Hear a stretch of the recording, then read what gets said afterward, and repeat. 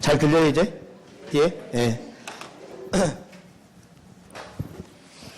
자, 재미난 거 한번 하도록 하겠습니다. 재밌어요, 이게. 지금 122페이지 보시면 뭐 그림이 하나 있죠? 예, 그래가지고 좀 설명해 드릴 게 있어요. 먼저 여러분이 이제 금융기관에 대출 받는다. 그럼 차입자예요? 대출자예요? 자, 대답을 아직도 조금 그러네. 자, 돈을 받는 사람을 차입자, 빌려주는 사람을 대출자라고 합니다. 그래서 제가 이제 그림 한번 그려볼게요. 자, 돈을 빌린 사람 차입자가 있어요. 근데 이게 1차 저당 대출기간, 1차라고 많이 합니다. 저당 대출기간. 자, 여기에 이제 자금을 이렇게 대출을 해줬고요. 그 다음에 앞으로 이제 원리금을 상환해야 되지 않겠습니까? 그럼 봐요. 이 원금과 이자를 받을 수 권리를 누가 가지고 있어요? 대출기관이. 그래서 우리가 뭔가 이행을 철거할 수 있는 권리를 민법에서 채권이라고 배웠죠? 네, 그렇게 이제 아시면 돼요. 그러니까 원금과 이자를 받을 수 있는 권리를 누가 가지고 있다? 대출기관. 이들이 채권자죠. 채권자. 그런데 말이죠. 자, 이 원리금을 받을 이 권리가 확보가 안 될 수가 있어. 그래서 담보 목적으로 부동산에다 뭘 설정해요? 저당. 그럼 이때는 저당 채권이다라고 표현합니다. 자, 다시 한번. 우리 부동산학교에서는 저당이 설정되어 있지 않고 대출해진 것은 대출 채권 이렇게 부르고, 담보로 저당이 설정되어 있으면 저당 채권 이렇게 부릅니다. 우리는 그래. 그렇게 아시면 돼. 그래서 저당 채권이란 저당이 담보된 채권이다 이렇게 생각하시면 돼요. 자, 그런데 이게 이제 주택담보대출을 한번 해보죠. 여러분, 주택담보대출은 되게 장기가 많아요. 10년 이상 장기. 자, 금융기관은 뭘 먹고 사냐면 낮은 예금이자 주고 높은 대출이자를 받아서 A대차를 먹고 산다고 그랬어요. 그게 금융기관이 주로 하는 거예요. 맞습니까? 네. 그런데 주택담보대출은 대개 보면 뭐 여러 주택을 소유한 자 이런 거 빼놓고는 무주택 서민들을 위한 그런 성격이 좀, 대출 성격이 좀 강합니다. 그래서 정부가 이자를 많이 올리지 못하도록. 근데 불필요하게 대출을 많이 받은 것을 제약하지만 이자는 막 네 맘대로 받아라 이런 경향보다는 정부가 좀 개입을 하는 성향이 있어요. 상업용 부동산보다는. 그러니까 봐요. 대출을 일시불로 대출해주고 원가 이자를 받는데 10년 이상 장기인데다가 이자도 낮아요. 그럼 여러분이 금융기관 입장이라면 주택담보대출을 좋아할 리가 없잖아요. 그래서 예전에는 주택은행이라는 게 있었죠. 한때 주택은행이라고 있었습니다. 뭐 젊으신 분들은 잘 모르겠죠. 저도 우리 할아버지한테 들었어요. 자, 그런데 그 주택은행이 지금 국민은행에 통합됐습니다. 그래서 지금 뭐냐면 기본적으로 주택 자금들을 공급할 때 저리로 공급하고 싶은 마음이 있어서 그렇게 주택은행을 운영해왔던 겁니다. 지금은 이제 별로 필요가 없어요. 이걸 보면 오늘 알 수가 있게 돼요. 야, 주택담보대출, 무주택자들에 의해서 좀 대출 좀 해줘라. 그럼 애들이 싫어해. 왜? 기간이 장기예요. 목돈 주고 푼돈 받는데 이자도 크게 많이 못 받아요. 싫어하겠죠? 좋아할 리가 없지.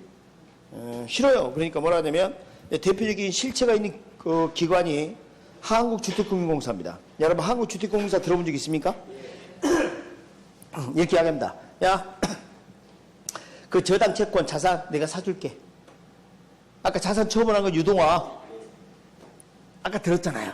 그걸 사줄 테니까 대출해줘. 진짜로요? 그래요. 사준다니까. 그래? 그럼 저당 묶음. 패키지는 뭐 묶음이에요, 묶음. 그러니까 유사한 저당 상품들을 묶어서 이렇게 넘기는 거예요.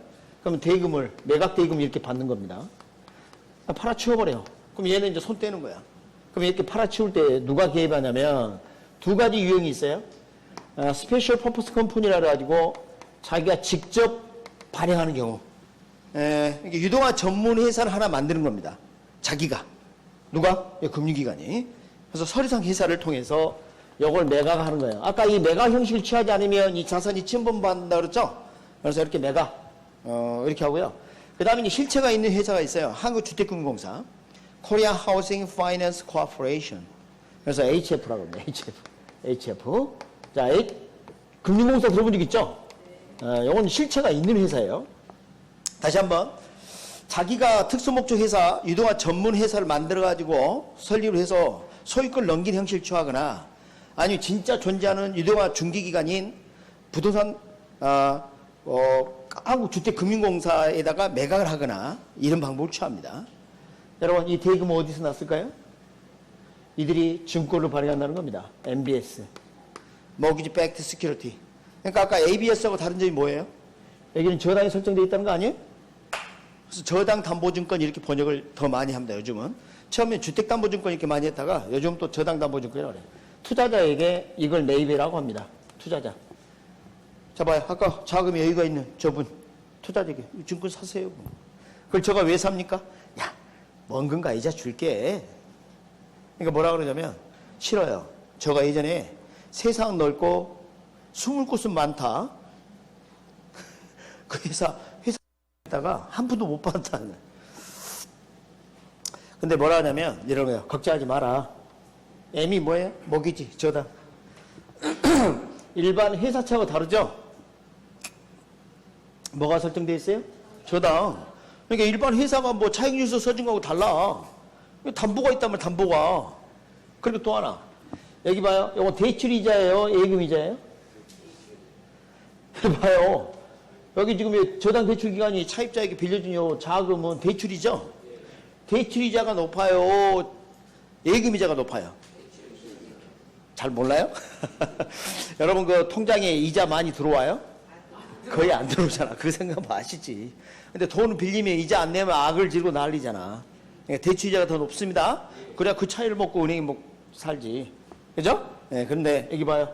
원리금 주겠다는데, 자, 이 원리금 요 이자가 저거 대출이자인데 그만큼 높은 이자가 넘어갈 가능성이 있어요. 일반 예금이자 수준이 아니라는 겁니다. 그리고 저당까지 설정되어 있어요. 자금을 이렇게 투자할 가능성이 있다는 겁니다. 그럼 봐요. 이 자금이 이렇게 흘러가서, 그렇죠? 이렇게. 그러니까 저당 채권을 매각한 겁니다. 매각하면서 뭘 발행했어요? 증권을 발행했어요. 증권. 결국은 증권이. 그럼 자, 여기서부터 여기까지가 1차 저당 대출 시장이라고 그래요. 1차. 여기 2차 저당 대출 시장이라고 부르고. 가만히 보니까 여기는 주택자금 공급 시장이라고 볼 수 있고요. 맞습니까? 그 다음에 주택자금을 넘겨받아서 주택자금 대출 시장 또는 저당 대출 시장 이렇게 해도 좋겠습니다. 대출이 이루어지는 시장이네. 여기는 대출이 이루어지고 여기는 자금이 공급되고 이렇게 하는 겁니다. 자, 어떤 특징이 있냐면 자, 부동산이라는 실물에 대해서 그 대출 자금이 여기 증권시장 등에서 들어온 돈이에요. 자, 부동산 실물에 대한 것을 금융시장하고 연계해 주는 역할을 해요. 많은 투자자들이 그 자금을 어디 투자할까? 부동산을 연계해 주는 겁니다. 이렇게. 그러니까 유동화가 엄청나게 중요한 역할을 하는 겁니다. 그러면 내가 이제 오늘 강의를 듣고 보니까 내가 KB국민은행에 주택담보대출을 받았다는 거 아니에요? 그러니까 온갖 이자를 갚으려고 가만히 생각해 봤는데 오늘 강의를 들으니까 그게 증권으로 발행되고 있다는 거예요. 불안해. 내 저당 채권을 근거로 증권을 발행해. 걱정할 거 없어요. 어차피 돈 안 갚으면 압류 들어온 건 똑같아. 안 그래? 신경 쓰지 말란 말이야. 지금까지도 신경 안 쓰고 사셨잖아. 오늘 처음 알았잖아요. 그래서 아는 게 병이 되셨어요? 아, 그럴 필요 없다. 2차 요 시장은 저당 차입자 직접 관련이 있다 없다? 없다. 없다. 신경 쓰지 말아요. 특히 이제 안정기 교수는 뭐라고까지 이야기하냐면 2차 저당 대출 시장은 저당 차입자와 아무런 직접 관련이 없다. 이렇게까지 강조했어요. 그러나 이제 냉정히 이야기하면 전혀 무관하다고 말할 수는 없죠. 저당 채권이 이렇게 연기돼서 넘어온 거니까. 이해되셨어요? 그럼 유동화는 몇 차 시장에서 이루어지나요? 2차 시장에서 이루어집니다. 2차 시장. 자, 이제 몇 가지 좀 더 보면 말이죠. 유동화 전제 조건이, 봐봐요. 이 원리금. 요건 여러분 교재 이제 앞으로 넘어와 봐요. 앞으로 넘어와 하단에 있으니까 적지 말으라고요. 네? 121페이지. 들어봐요. 여기 뭐냐면 저당 수익률. 저당 수익률이 뭡니까? 대출 기간이 저당 대출을 해주고 받게 되는 이자 수익률 아닙니까? 대출 이자율. 그리고 여기 봐요. 증권의 기대 수익률. 증권의 기대 수익률이 있고요. 투자자가 요구하는 요구 수익률이 있겠죠. 자, 이 둘을 비교해 보도록 합니다. 여러분 우리 배웠었어요. 투자자가 요구하는 요구 수익률을 충족하고 남음이 있거나 충족하거나 해야 투자하는 거죠. 기대 수익률이 요구수익률보다 크거나 같아야 투자한다고 배우지 않았습니까? 그런데 저당 수익률 이것은 받는 이자. 이것은 증권을 가진 자에게 지급하는 이자. 이게 더 커야 돼. 이게. 받는 이자가 지급하는 이자보다 더 작으면 어떻게 해요? 안 되죠. 그래서 유동화의 전제조건입니다. 그래서 이렇게 표현하면 5입니다. 자, 유동화가 이루어지기 위해서는 저당 수익률이 투자자의 요구 수익률을 충족해야 한다. 5. 5. 잘 봐요, 부동을. 그래서 121페이지에 그렇게 볼 수가 있습니다. 여러분, 이렇게 하게 되면 여러분 122페이지 봐봐요. 그림 밑에 보면 1차 주택저당대출 시장, 2차 주택저당대출 시장 이렇게 설명을 좀 해놨어요. 유동화 과정도 정리 잘 돼 있죠. 그죠? 생각보다 좀 깔끔합니다. 해놓고 보니까. 자, 그 다음에 이제 동그란 5번. 저당차 추적 관련이 없다. 그래서 우리가 지금 요거 시행하고 있다는 거 아닙니까? 여러분, 오른쪽에 123페이지 봐봐요. 저당 유동화 효가 나와 있나요? 그거 읽어보면 이제 이해가 됩니다.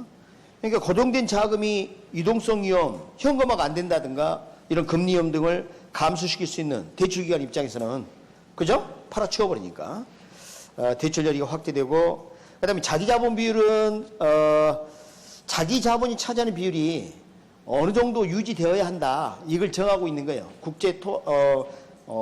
결제은행의 그 기준인데요. 그것까지 여러분이 알 필요는 없고 그러니까 자산의 건전성 적어봐요.